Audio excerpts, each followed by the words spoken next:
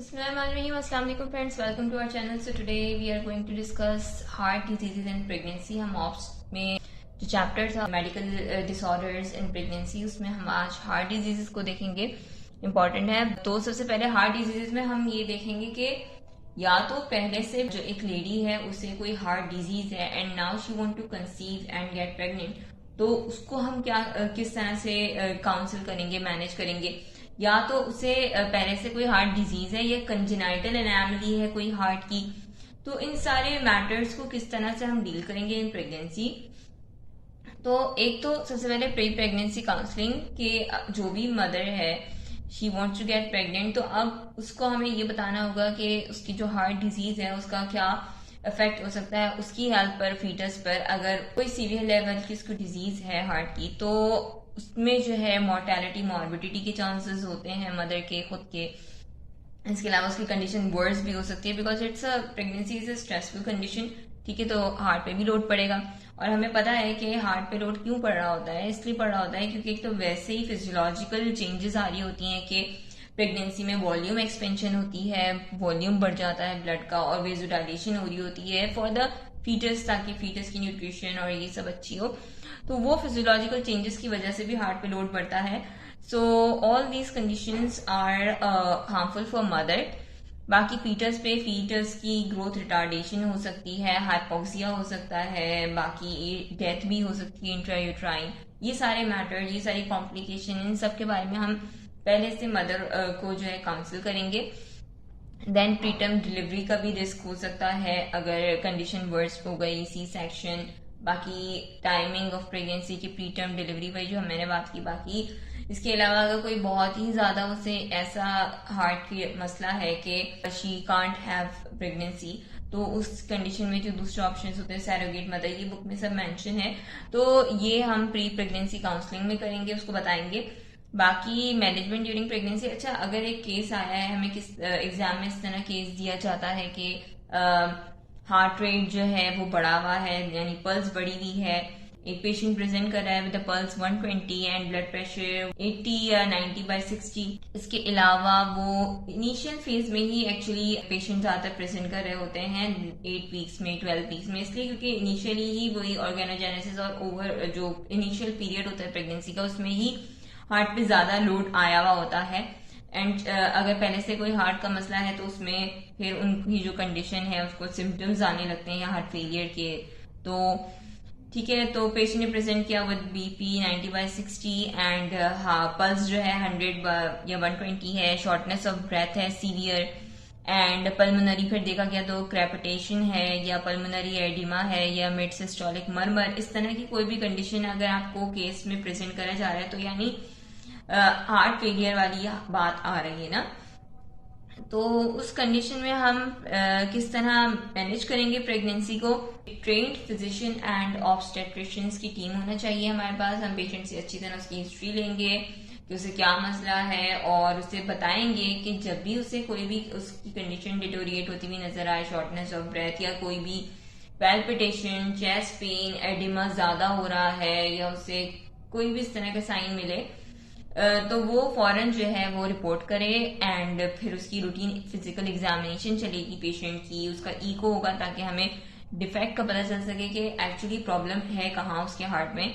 And क्योंकि heart पे load बढ़ा हुआ होता है तो एम्बोलिज्म वगैरह के भी चांसेस होते हैं, तो हम उसे एंटीकोगुलेंट भी देते हैं.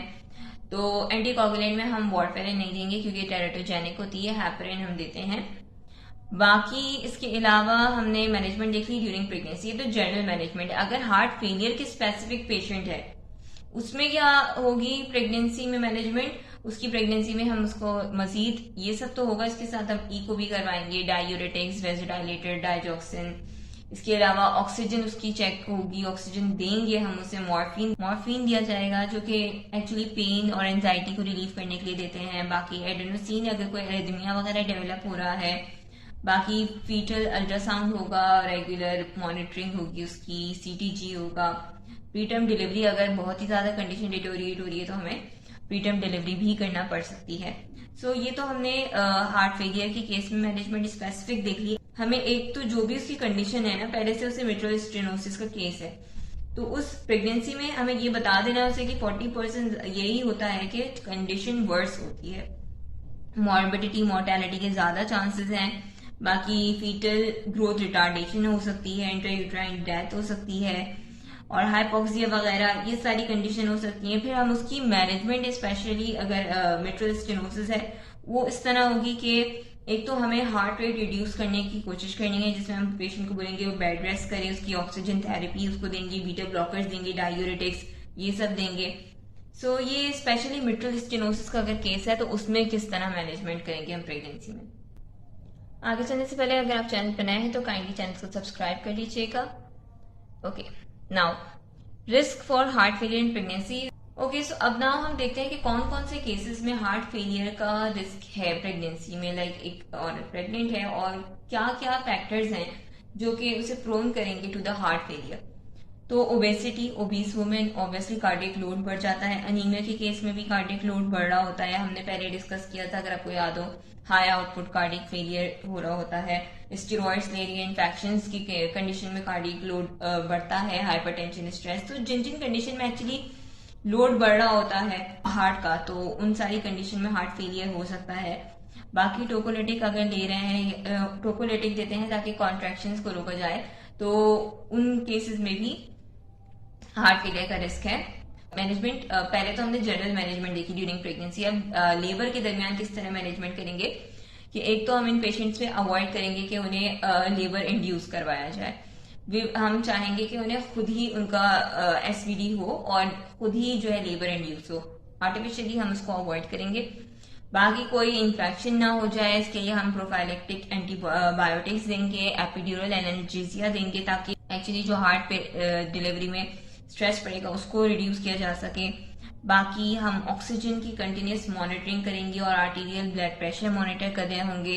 इसके अलावा हम कोशिश करेंगे कि जो सेकंड स्टेज ऑफ डिलीवरी है, जो कि एंड होता है कि बेबी बॉर्न हो जाए ना, तो डिलीवरी पर, तो उस स्टेज को जो है हम कोशिश करेंगे शॉर्ट हो, क्योंकि जितना वो लंबा होगा उतना ज्यादा हार्ट पे लोड और स्ट्रेस पड़ेगी, तो उतना ज्यादा जो है हार्ट फेलियर और मॉर्टेलिटी वगैरह के चांसेस होंगे।